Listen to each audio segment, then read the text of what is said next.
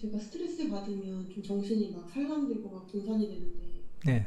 정신이 약한 사람도 그러니까 어떨 때는 어떤 경계를 넘어가면 내가 정신의 보통 경계보다 더 떨어지겠다 이런 생각이 들 때가 있는데 그럴 때 놓으면 방치가 되는 것 같아서 뭔가 놓아버리면 방치의 수준까지 되는 것 같아서 이게 놓아서 자유로워지는지 아니면 놓아서 그렇게 약간 뭐라 그러지 정신이 좀 안 좋은 사람들이 가끔 있잖아요.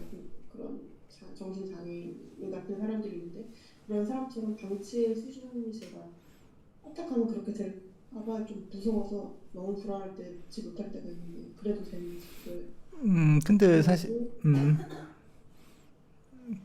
근데 보통 이제 놓아버린다고 할 때, 그 사실에 이건 놓아버림이라는 게 불교의 아주 구체적인 수행법이거든요.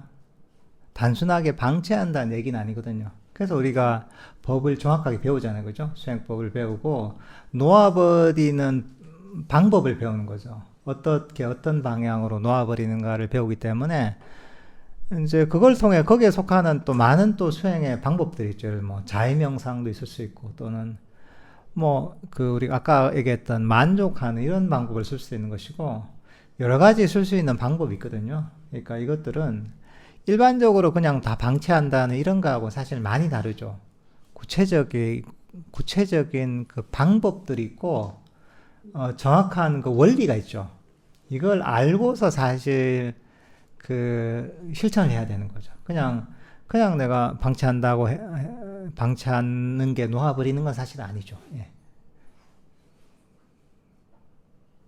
약간 제가 정신 연결고리라고 해야 되나 뭔가가 약한 그런 부분이 있는 것 같은데 그런 사람들도 그냥 왜냐면 일선에 제가 다른 스님 그냥 일반 강의를 들을 때 정신력 약한 사람은 명상을 하면 안 된다고 그렇게 늘 아니죠. 말씀하시고. 그게 좀 잘못된 게 뭐냐면, 음, 그러니까 이게 살면서 이런저런 괴로움이 있는 거잖아요. 그죠?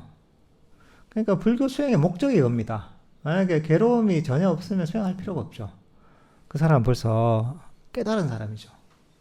괴로움이 있기 때문에, 근데 괴로움들이 각자 다른 종류의 괴로움이죠, 사람들마다. 근데 어떤 종류의 괴로움이든지 다 주고, 그런 괴로움도 그냥 생긴 게 아니라 보통은 이제 마음의 상처에서 보통 생기거든요. 마음의 상처에 생기는데, 그런 상처들도 이 불교 명상이 치유를 해주죠. 그래서 부처님을 위대한 의사라고 하는 겁니다. 마음의 괴로움과 마음의 상처들을 치유해주는 그 길을 가르쳐 주시기 때문에 부처님을 위대한 마음의 의사라고 얘기하는 거거든요. 그러니까 오히려 괴로움이 있기 때문에 수행을 하는 거죠. 그리고 그걸 통해서 가지고 있던 마음의 문제들을 치유할 수 있습니다. 가장 뛰어난 그런 말까 이제 마음을 치유하는 그런 이 방법이 바로 불교 명상입니다. 그러니까 오히려 이런저런 느끼고 있는 괴로움이나 문제가 있다면 명상을 잘 배워서 잘 실천하다 보면 그게 잘 치유가 되죠. 근데 보통 이게 위험하다고 하는 건 뭐냐면 이 원리를 정확하게 모르는 거예요. 그러니까 무조건 화들 들거나 참선을 하거나 그냥 무턱대고 하다 보면 그게 정상적인 사람도 스트레스를 견디기가 쉽지 않거든요. 근데 음, 어떤 애 좀 마음이 상처가 있고 약한 사람은 그 스트레스를 더 견디기 힘든 거죠.